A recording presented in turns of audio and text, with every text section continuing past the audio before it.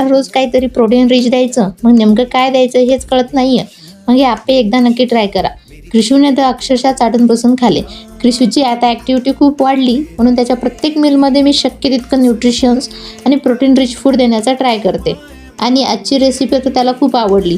सुरुवातीला मका बॉईल करून घेतला, मग थोडं मिक्सर जारमध्ये बॉईल मका, कढीपत्ता आणि जिरे घालून छान ब्लेंड करून घेतलं. आता यात किसलेले बीट, पत्तागोबी, कांदा आणि टोमॅटो ॲड केले.